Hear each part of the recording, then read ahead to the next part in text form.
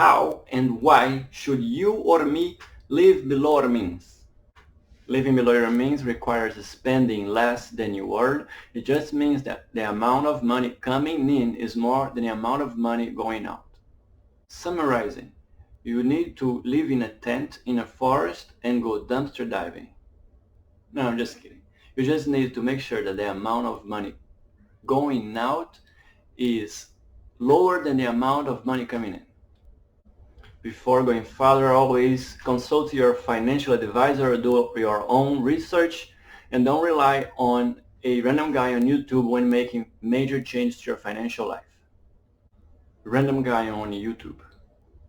With all our credit cards, car loans, student debt, and all other expenses we have, it seems impossible to live below our means. I'll go over a few strategies to live below your means, and the first one is going to be developing a budget. To develop a budget, the first thing you want to do is add up all your expenses. You might allocate some money for emergencies. You also might want to do it for 6 months or 1 year so you have a better, accurate average number. Once you added up all your expenses for the month and you have that number, you're going to subtract it from the amount of money coming in. If you get a positive number, that means that you live below your means. If you do get a negative number, that means that you're living above your means. That is not sustainable, and that is the first step to finding out that the situation needs to be addressed. The second step, or the item number 2 on the list, would be increasing your income. A very common way nowadays to increase your income is to get a second job. One way to approach this would be going online using a search engine. It could be a part-time job or as many hours you desire. You could ask a friend or anything like that. Another way to increase your income is to become more skilled or learn a new skill. You could go back to school, get a master's degree, and that way increasing your pay. You could ask your boss for a promotion, or you could learn within your field a new skill that will make you more qualified and leading you to earn more, or you could learn something completely new in another field that is higher paying. Number 3 on the list to live below your means would be no debt. Something very common is credit cards. That is a great way to make big banks a lot of money off of you or me by all the super high interest they charge us. Credit cards can be a great way to prove that you have a good name and a good credit and that you follow through with your obligations. But the way I approach this is I never buy anything with a credit card that I cannot buy with cash at that moment. In reality, every purchase that I make, I do use a credit card. Every purchase that can be paid with a credit card, I pay with a credit card. But the secret here is that at the end of the month or at the end of the billing cycle, I paid that bill in full and never allowed the credit card interest to kick in. The great thing about this is that it shows lenders that you are organized, you pay your bills on time, and then helps you build up your name and credit. Another great benefit you get from this is 1 to 5% cashback and other perks that credit card companies give.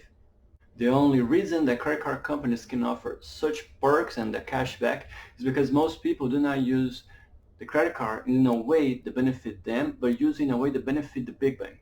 Another good point that we realized of using credit cards is that in case of fraud, if any fraud has happened with a credit card, you can call the company and say, hey, what is this transaction? What has happened here? You have any information? And then they may put a hold on it, stop it, bring it back. And while you use cash or a debit card, which is the same as cash, there is nothing you can do. Usually once they turn their back or you turn your back and leave, and then that transaction is over, you never see that money again and you can't find it. Item number 4 on the list is saving. So by doing the budget and taking a look at all the other charges, you know roughly how much money will be coming in and how much your expenses will be. So once you get your check or payment, the first thing you do is you save that money before you feel the urge of spending it or finding a way to allocate it somewhere. The fifth and last item on the list is downsizing. And when I say downsizing, I'm talking about house hacking or downsizing your home or house or downsizing all your expenses.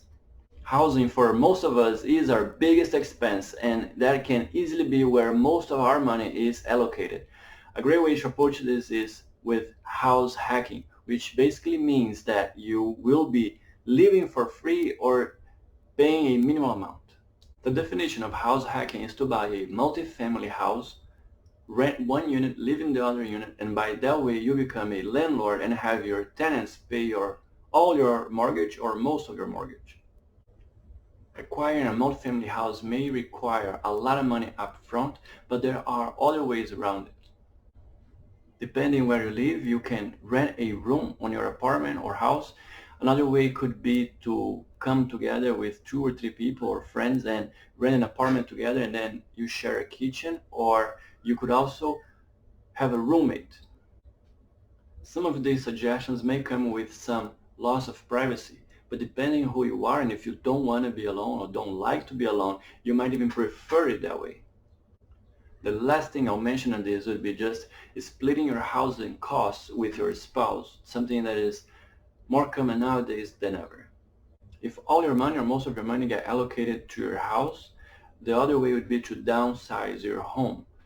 You just need to remember to keep it functional. For example, if you drive to work and in your new house, you're going to be saving all this money, but is this still drivable to your job if you drive to your job?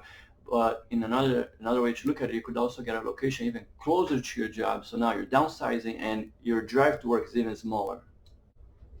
Also, you may want to take into consideration a long-term approach. You keep in mind if you're going to have any kids and you're going to need an extra room that you currently have maybe, or if you open your business within next month or next 2 months, you might need the extra space you might have now. Also take in consideration hidden costs, such as maybe moving to an apartment, you have a condominium or building fees, or in a private area you might have the community fee, also moving costs, any other type of hidden costs. By living below your means, you can save enough to go on a dream tropical vacation you always desire, or you can buy your dream house and now actually be able to pay for it, or you could retire early or achieve any dream that you have. If you already live below your means, or if you don't live below your means and want to live below your means, or if you have any plans regarding downsizing or anything that we've talked about here, please share your comments down below. And thank you so much for watching, and I see you on the next one.